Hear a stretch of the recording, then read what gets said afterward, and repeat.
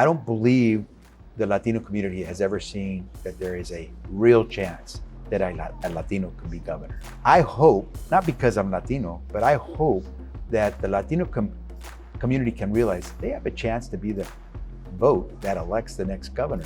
Not just because I want Latinos to elect the next, no, because I want them to know their power. Because we don't have the money power. That's right. To make a difference in politics. We have to use our voting power. That's right.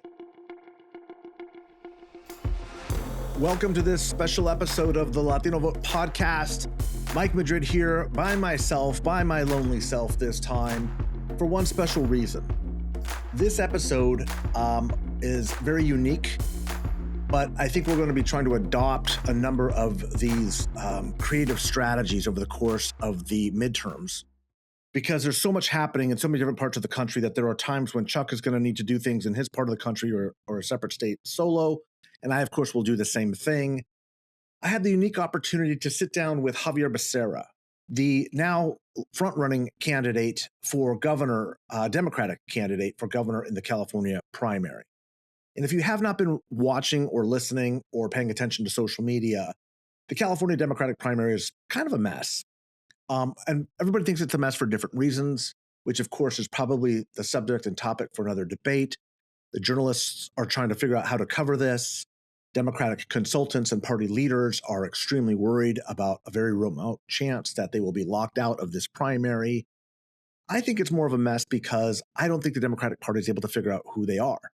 I think 10 years of anti-Trumpism has left them sort of hollowed out. And there needs to be a very robust debate about what it is that Democrats stand for. And that's happening, finally, in California. But it's happening in a way that I think is going to be a little bit challenging for most of the people that do politics professionally.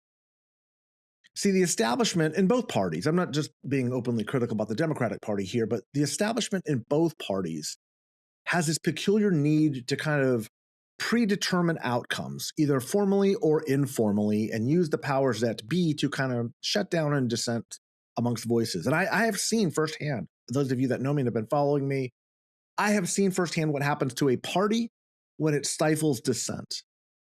It turns into the modern day GOP. And that's not only not good for the Republican Party, that's not good for the Democratic Party either. And perhaps most importantly, it's not good for the country. So with the collapse and the complete implosion of Eric Swalwell just a few days prior, early polling showed that Xavier Becerra picked up virtually all of Eric Swalwell's reporter and catapulted him to the front of the pack of the Democratic standings. This was completely missed by everybody's polling, everybody's internals, and by every data expert in the state and those nationally who were watching. Nobody predicted this. I wanted to know why, what was happening. And what I realized was the instruments that we're using, these polling techniques, these data calculators, and these online tools to kind of determine who is in what lane and who is leading the pack are fundamentally and foundationally flawed, especially in this digital era. And fortunately, we still have some old school techniques that when I was a younger man, we used to use. And that means going down and actually meeting and talking to voters, which is something that people really don't do anymore. So to bring this to you, Latino Vote podcast listeners and viewers on YouTube, and you should be watching. If you're not, I need you to join now and subscribe, because watching the video that we're going to put in the comment section at the end is going to change the way that you're looking at and understanding this race. There is a Latino moment happening in California right now, and it's bigger than just Latinos. It's a broader working class moment. And Latinos, working class voters, are pushing back on the party establishment and the party leadership in a way that is reminiscent of what I was seeing heading into the 2020 elections, the 2024 elections, excuse me. That's why I wrote a book. This is the first time that I've seen Democrats, hardcore committed Democrats, pushing back the way some of their independent and more Republican-leaning brethren pushed back on the Kamala Harris-Joe Biden party and voted for Donald Trump in record numbers. Exact same dynamic. Except this time they're flocking to a Latino candidate by the name of Xavier Becerra. For those of you that don't know Xavier, and I'm guessing most of you probably do, he was the Secretary of Health and Human Services under Joe Biden's administration. He served as the Attorney General in California. served as a member of Congress representing East Los Angeles for many years, and actually started his political career in 1992, I believe, in the California State Assembly for one term before heading to Congress. Now, my objective was twofold in heading to Los Angeles. Beyond getting up at 5:30 in the morning, which I don't do anymore, and getting on a plane, which I try not to do anymore, is I wanted to talk to all of the voters that were moving towards Xavier Becerra. Now, to put this in context, I had been talking to the campaign, because I talked to a lot of these campaigns just to get a sense of what's going on so we can bring you kind of the latest and greatest. The campaign was telling me that they were originally planning on a rally on that Saturday and were hoping to get 200 bodies or 200 people. By the time the next Tuesday, by the time Saturday rolled around, from Tuesday to Saturday, the number of RSVPs was over 2,000 people, which generally means on that late of a term, you can expect about half of those people to show up. And that's about what happened. There ended up being about 1,200 people. Now, besides the logistical nightmare of putting together a rally, they had to move locations 2 or 3 times because it kept getting bigger and bigger and bigger by the day. They ultimately settled on the Los Angeles Convention Center in downtown Los Angeles, not knowing what to expect. And I say this because this was not organized by any labor union, special interest groups, or paid efforts to get bodies to come and show up on the door on a mid-Saturday weekend in beautiful Southern California in mid-spring. And yet that's what happened. And what I intuitively knew was that these voters, hundreds of voters, were going to tell us something that they were not telling the pollsters, that nobody was picking up. I wanted to know why these voters en masse were moving from Eric Swalwell's imploding campaign to Xavier Becerra's. Conventional wisdom would say that half of them would move to Tom Steyer, the billionaire progressive in the race. The other half would move to Katie Porter, the female progressive in the race. But they didn't. They moved to the Latino progressive in the race with lower name ID, somebody who's polling in the 3 to 5% range. And all of them, virtually 100% of all the Swalwell voters, move within 4 or 5 days to get to Becerra. This can't be a paid effort. It can't be orchestrated. It can't be organic. And I wanted to get some of those respondents' thoughts, views, and rationale on camera. It's the largest focus group I've ever done in 35 years of politics. I got to speak to literally hundreds of people, hundreds of them, and ask them the question, who were you with 5 days ago? 99% of them said Eric Swalwell. Then the big question, the money question, why are you now with Xavier Becerra? That's what I wanted to know. And the answers were completely fascinating and unlike anything that I had seen in any sort of focus group or quantitative or qualitative research that I've seen in 35 years. So I'm going to put the full video at the end of the show in the comment section.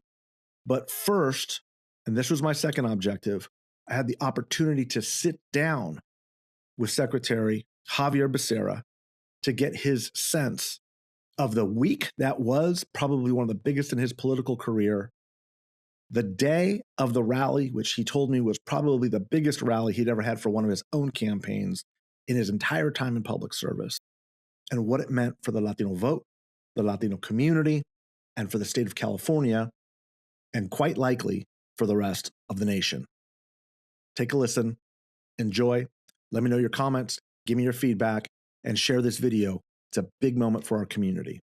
It's happening. It's building even faster than we could have expected. Yeah, and the fact that this was like 6 days ago, you were planning on an event that's a fraction of what just happened. We had to change at least 2, maybe 3 times our venue so we could accommodate the people who wanted to come. Yeah. And we closed it, and we had to close it. Yeah, you're building that plane while you're flying it, kind of a thing. How does that feel? I mean, you don't get those moments a whole lot in a career like this, right? When you're just realizing you're breaking through. Yeah. There's a ways to go. Yeah. A lot to do, but you can feel it here.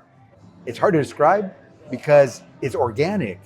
We didn't manufacture it. We couldn't have bought it. It's organic, and it's coming. And when people say they're going to be there and they show up, it's real. And, that's what you hope all the time, because in electoral politics, you want people to vote. And so often, 40% of the public goes out and votes. I hope this is the enthusiasm we'll see, not just in June, but in November when the election finally happens, because we need people to get out there and participate. Yeah, and I could feel it a couple of days ago, and I'm like, I got to get on a plane and get down there. Yeah. Because you know these things have a life of their own. I talked to a lot of people in the crowd, and it's not one lane. There's a lot of different people with a lot of different reasons that are showing up here. Yeah. There was a good group of people that were saying, yeah, I was with Swalwell, and now I woke up and looked at the race. That's the guy. Yeah. There's a lot of Latinos who are saying, it's our time. Yeah. And then there's a lot of people that are saying, I'm still a little undecided, but I guarantee if I went back and interviewed those people right now, they'd probably be like, okay, I got my guy, right? Yeah. They're showing up. Yeah. What does that say about the race? What does it say about where things are at? You know, it speaks to what politics in America is like these days. Folks don't believe. They don't think anyone's going to do any good for them. They don't pay attention. Why? Nothing changes. Cost of living is still going up. They want to believe. They want to trust. And all of a sudden they see how one candidate falls from grace completely. And they think, God, it's not unsurprising. It's not surprising that this guy is now not running. He's not even in Congress anymore. Yeah. Yeah. I mean, so what they look at is say, so what's going to be different? But they do want to hope. They do want to place their confidence, their vote with somebody. And I think they're now making decisions. I'm fortunate that we're out there at the right time and saying to people, look, if you don't want pizzazz, if you're not looking for the shiny object, if you're not looking for the slickest candidate, you just want someone who gets things done, take a look. And I think some people took a look and said, you know what? This guy's done it. He's not going to be on the cover of GQ, but he can get things done. Yeah, well, if I become the governor, I probably will be. The word that I kept asking people, what's the one word that describes this candidate and separates them from the other? I'm going to say 90% said experience, which is saying something in this field. Oh yeah. There's a lot. Say what you will about this big field. There's a lot of experienced people. You have a little bit different though. You've got federal experience. You're the attorney general. You served, in Congress. You've run a bureaucracy that's probably the biggest in the country. Do you think people are seeing that? I think that's what it is.